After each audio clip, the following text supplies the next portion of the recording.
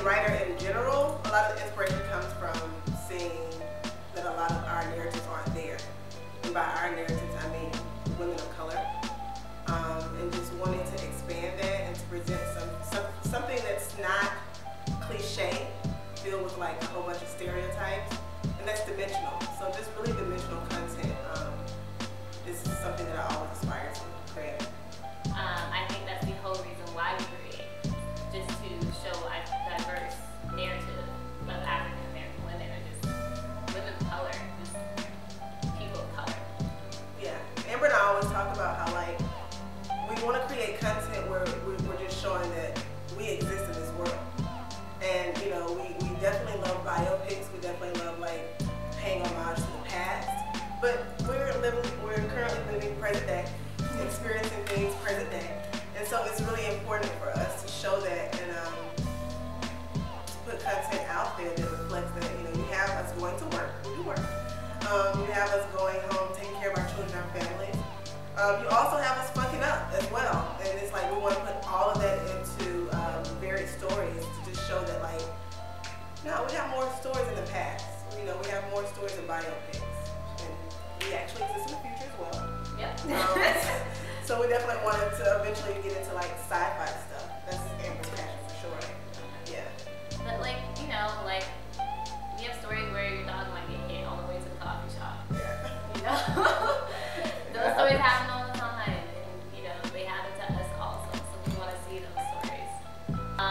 Yeah, we want to shoot big budgets. Yeah, we want to shoot sci-fis and fantasies. But just to be true to the story and give out a product, you know, of integrity. You know, if we just have an apartment, Yeah. and we can afford 2 actresses, the shrinking these things happens, you know?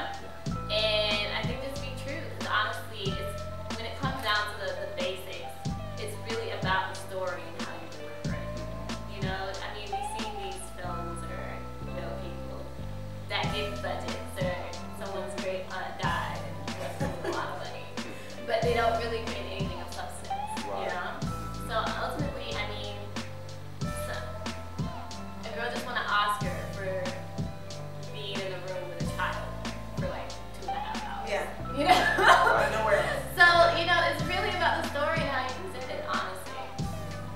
Yeah, and to add on to what Amber's saying, like, I approached her about a story that I had in my mind, because Amber loves sci-fi, and I appreciate sci-fi, but she like loves sci-fi, right? And I was like, oh my God, I have a story that'll make her happy, because it's charting on the kind of like fantasy sci-fi world, and it's about, well, I'm not gonna say what it's about, but I bring that up to say that the location is very, I think,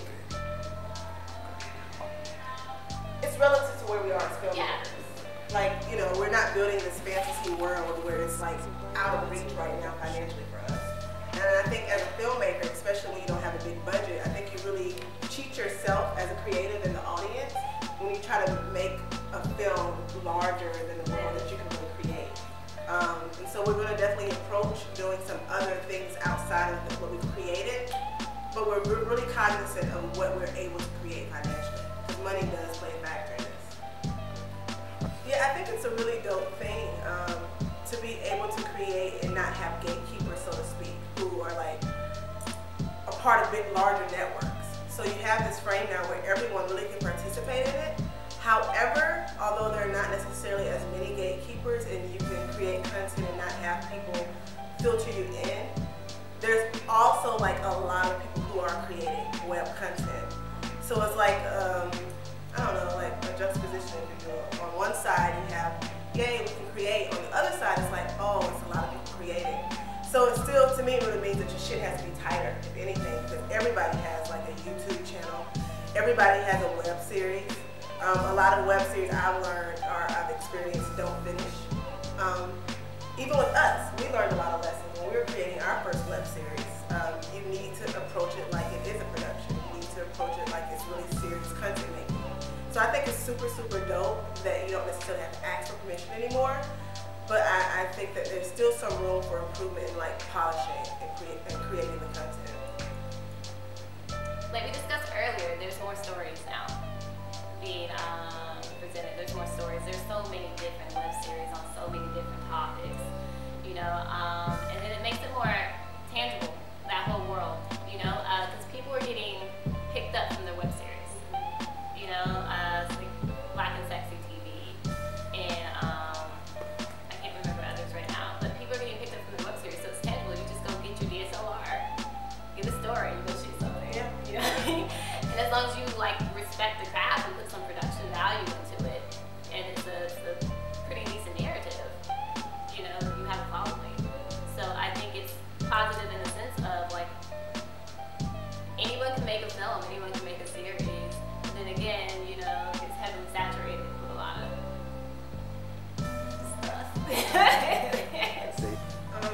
The first thing that came to my mind is we work with actors who can actually act.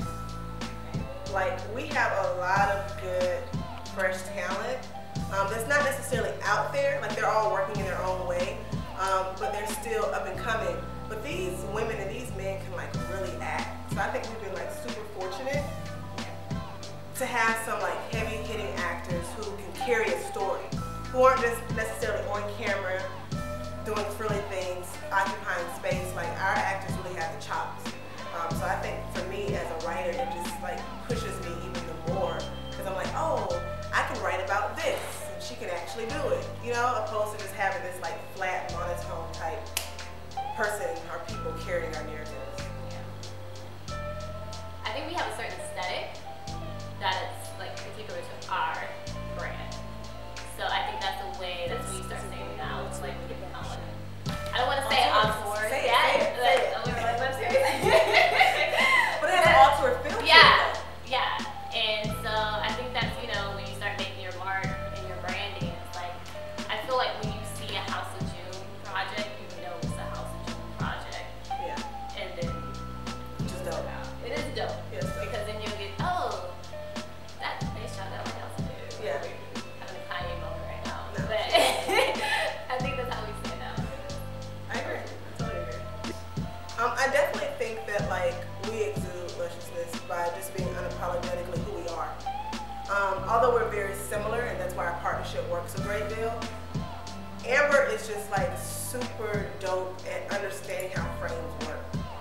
So she can see everything that I've written, and she can like almost rewrite it in a way to make it make sense for the lens.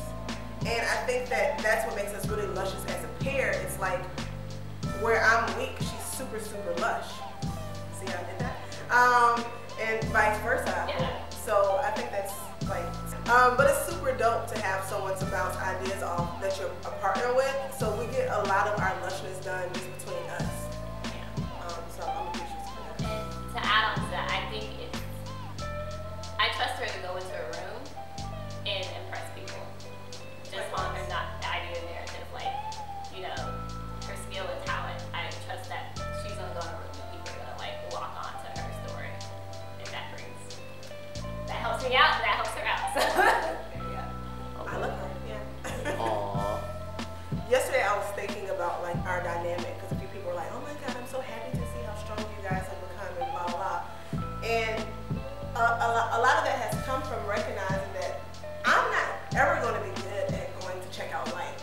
Like when you tell me to go check out lights because you can't, I can go do it, but 9 times out of 10, I'm going to fuck around and get the wrong thing.